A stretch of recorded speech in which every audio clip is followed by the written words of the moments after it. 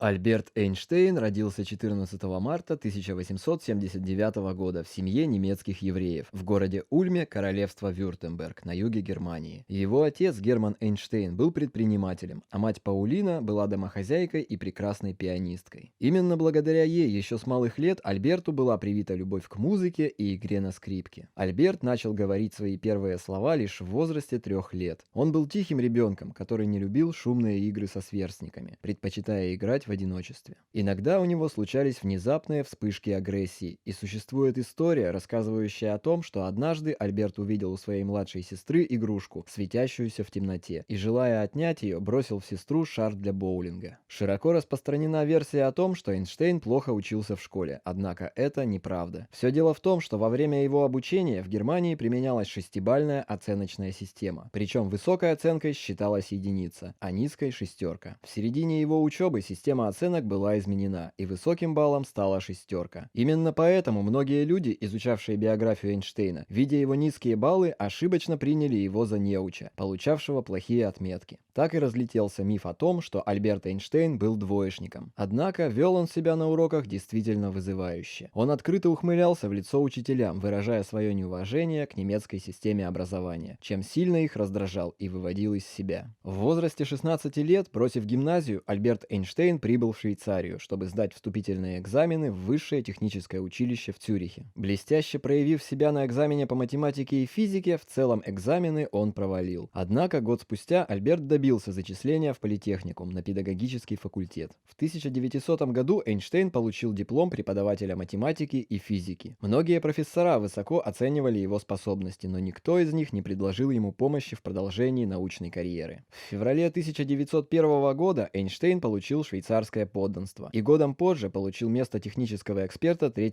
класса в патентном бюро города Берна. Работа совершенно не мешала Эйнштейну заниматься теоретической физикой, и вскоре его статьи стали активно публиковаться в научных журналах. Благодаря его научной деятельности в тот период были глубже изучены квантовая механика и броуновское движение молекул, а также создана прославившая Эйнштейна на весь мир теория относительности. Кстати, на самом деле теории относительности две – специальная и общая. Специальная теория относительности рассматривает механику движения тел в пустом, неискривленном пространстве времени. В этой теории Эйнштейн ввел два постулата. Один из них говорит о том, что не существует способа, чтобы установить, находится ли тело в состоянии покоя или равномерного движения. Второй постулат утверждает, что скорость света одинакова для любого наблюдателя во Вселенной. Общая теория относительности изучает явления гравитации и искривления пространства-времени объектами, обладающими массой. Из специальной теории относительности Эйнштейн получил свою самую знаменитую формулу. Энергия равна массе, умноженной на скорость света в квадрате. Суть ее заключается в том, что чрезвычайно малое количество массы способно освободить чудовищное количество энергии. В январе 1906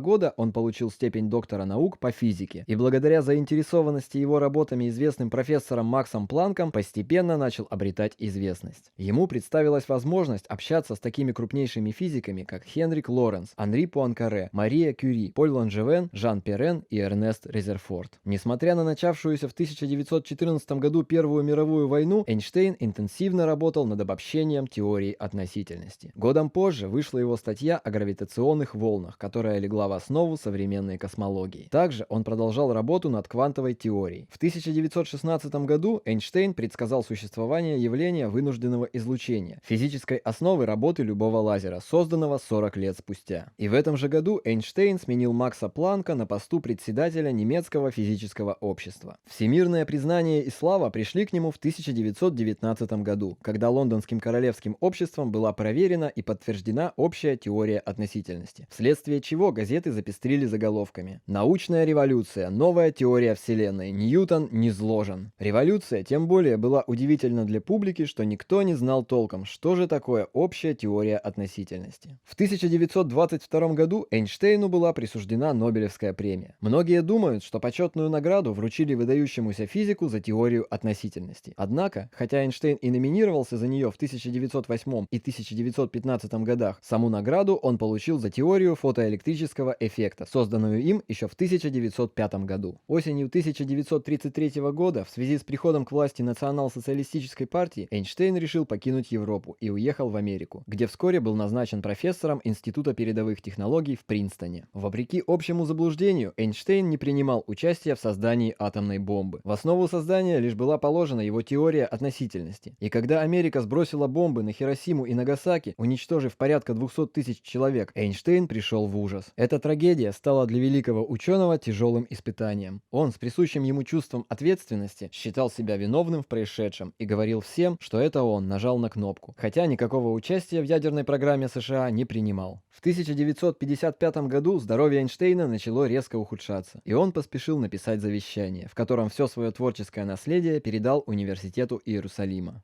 13 апреля Альберт Эйнштейн упал на пороге своего дома в Принстоне. Его перевезли в Принстонский госпиталь, где 18 апреля 1955 года он и скончался от аневризмы аорты. Альберт Эйнштейн, пожалуй, самый известный ученый 20 века, лауреат Нобелевской премии по физике, создатель теории относительности, которая наряду с квантовой механикой стала столпом современной физической мысли. Выведенная Эйнштейном формула эквивалентности массы и энергии была признана самой знаменитой формулой 20 века. Эйнштейн даже и представить себе не мог, что через 100 лет молодежь всего мира будет носить майки с его формулой. О ней будут снимать фильмы и станут использовать эту формулу в рекламе. Само имя Эйнштейна во многих языках стало синонимом высокоинтеллектуального человека. Сегодня появляется много людей, подвергающих сомнению достижения Альберта Эйнштейна, считая его плагиатором, укравшим идеи других великих физиков и присвоившим их себе. Но большинство все-таки находится на стороне Эйнштейна, и думается, что споры эти не утихнут еще долгое время. А это говорит нам лишь о том, насколько значимой фигурой для мира физики был этот показывающий язык, седовласый и растрепанный старичок.